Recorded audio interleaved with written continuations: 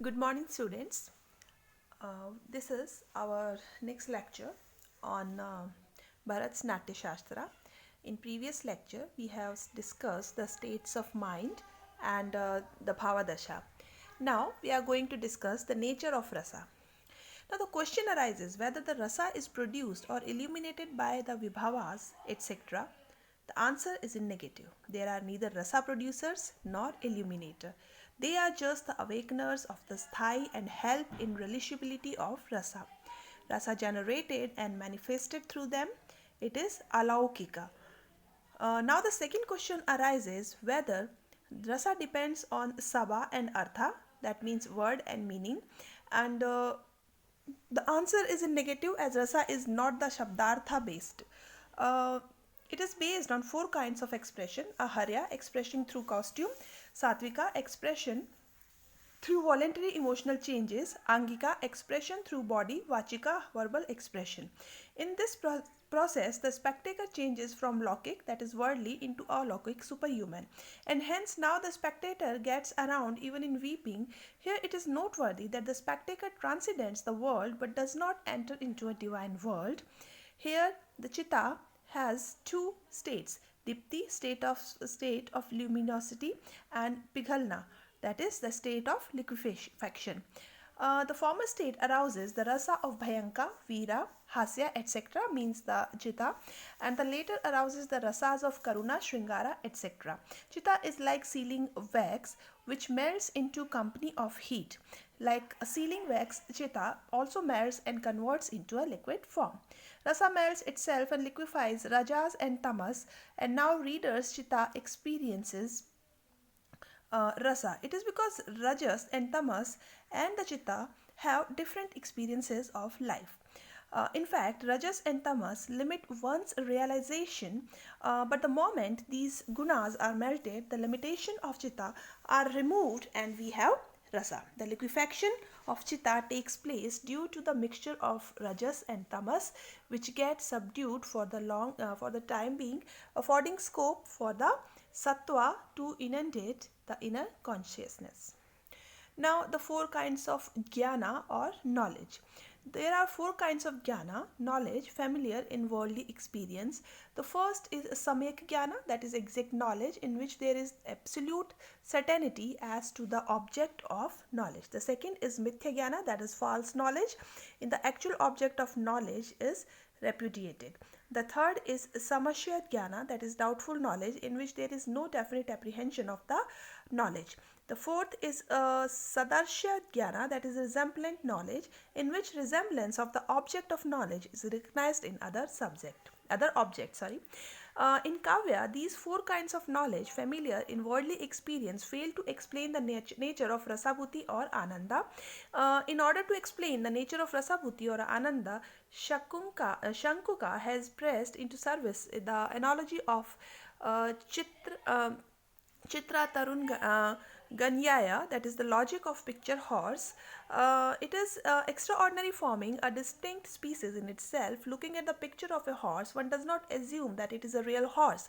One does not fail to understand that it is a horse. One does not further harbor any doubt whether it is a horse, and likewise one does not think that it resembles a horse. All suggest that the despite of perception of picture horse not confronting to any of the four types of knowledge, it strikes a real or living creates delight in us. Accordingly, the Samyaka comes to regard the Nata as the real hero and associates the rasa with him on the line of picture horse logic. That is the secret of his dramatic enjoyment. Now, let's move to the generalization or the sadharanikarna. When the vibhavas, the anubhavas, the vyabhicharis, and the sthais all abandon their local, individual, or temporal association or limitations and acquire a sort of generality rather than universality, we have Sadharanikarna or generalization. This suggests that the hero and the heroine cease to be particular individuals confined within particular intervals of time and space and appear before us as ordinary lover and beloved. Accordingly, their rati or love becomes the love of ordinary man and woman. It is after this generalization has taken place in the mind of Sahardya that the rasa is tasted. The process connected with the three word function abhidha, bhavna or bhavnakatva, and bhog or bhojakatva is internal and imperceptible without letting the sahardya realize or perceive the stages of transition from the first to the second form and from the second to the third. Accordingly, rasanubhuti is a cumulative psychic experience impregnant with ananda. Now we are away from the world where we are either subjective, objective, or neutral. Now we transcend these states subjective, objective, neutral, and have ekaki bhava, that is the single emotion. Now vibhava, anubhava, vyabhichari, and sthai all abandon their local, individual, or temporal association or limitations and acquire a sort of generality, rather universality. Accordingly, the sthai becomes the respected emotion of ordinary men and women.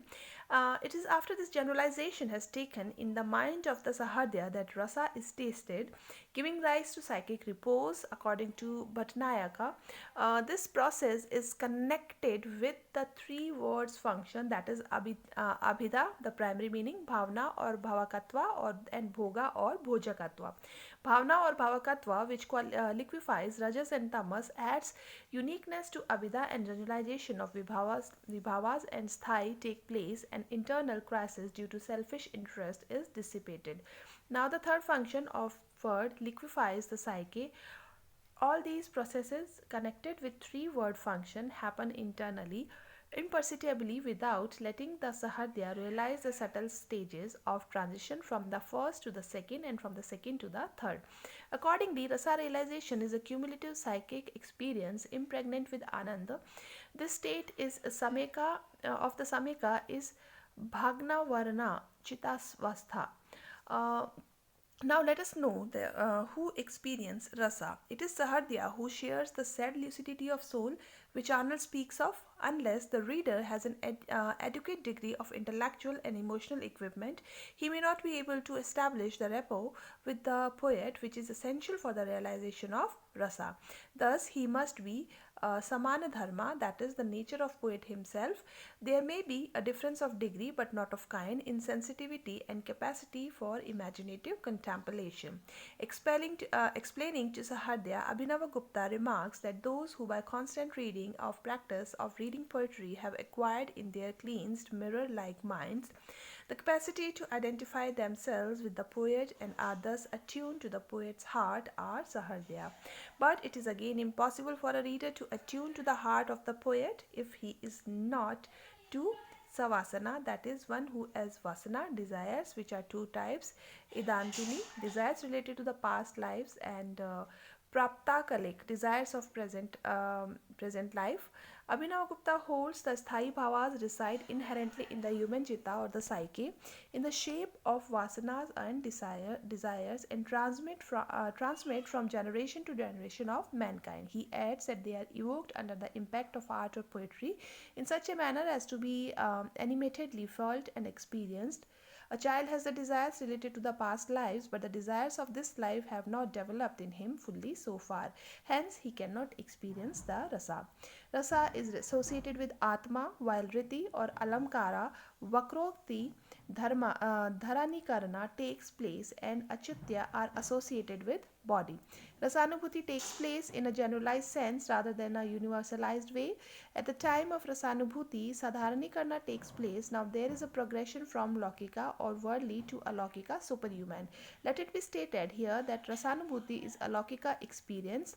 It is different from the experience of yogi. During the progression, Shabda itself becomes Brahma, but it is not Brahmananda. Rather, it is Kavyananda because the state of Anand is temporary, unlike that of Brahmanand. All the sthai bhavas are not pleasurable. Shoka, bhavya, bhaya, and jugupsha, etc., are unpleasant emotions in practical life. Then how their depiction in poetry be regarded as pleasant? So Vishwanathan holds that the depiction of these emotions may produce grief due to lok samsrayata, that is association with material world, but they become alaukic or unworldly as a result of kavya samsrayatam. In kavya, the subjects acquire the complexion vibhas and afford ananda, leaving their original material flavor. It is further to say that situations of life and situation as delineated in poetry fundamentally differ in taste and complexion. Poetry has its own culture and its characteristics. The emotions of life undergo a type of processing in poetry, resulting sublimity. And in as much as Kavya is Manas Vyapara, a mental business, the Sahardaya is moved by poetic portrayals in a manner and depth as seldom characterizes life's practical experiences. It is this speciality of the poetic culture that absorbs and overwhelms the Sahardaya's mind or inner self or time be for the time being. He might become forgetful as well as all the exterior objects or concerns of life. This is the state of Rasanubhuti and this is the state of Sattvodreka and also of internal luminosity. Now, what are the factors of rasa vigna or obstruction to rasa experience? In Abhinavabhuti, Abhinavagupta locates 7 factors: refusal by the factor or reader to concede the existence of rasa. Number 2, his getting overpowered by feelings of pain and pleasure. Number 3, engrossment in personal pleasures of affliction. Number 4, absence of means of perfections. Number 5, absence of animated perfections. And number 6, delineation of non sentient objects or of vyabhicharis which depend on sthai. And number 7, spectators in incertitude as to the rasa proposed by the poet. Now we can sum up or we can conclude that Bharata holds that rasa is an objective entity tasted and enjoyed by the beholders on the stage. It is the transformation of the sthai bhava, that is the basic mental state, but whose sthai bhava, basic mental state? The heroes, the poets, the actors, the spectators. The poet comes to inquire or imbibe the sthai bhava, basic sentiment, uh, acquire or from the story selected, which the main hero, which means the hero's sthai bhava or basic sentiment becomes the poet's sthai bhava or basic mental state. During creation, the actor evokes the sthai bhava of hero by anusandhan, that is quest for herohood, and or arop or attribution of herohood to himself or to abhimana, considering himself as hero on the stage. Now the samajik or the spectator relishes this emotion. This means that the rasa or aesthetic sentiment resides not in them, rather in the spectator who has rasanubhuti, an aesthetic experience impregnant with ananda or pleasure.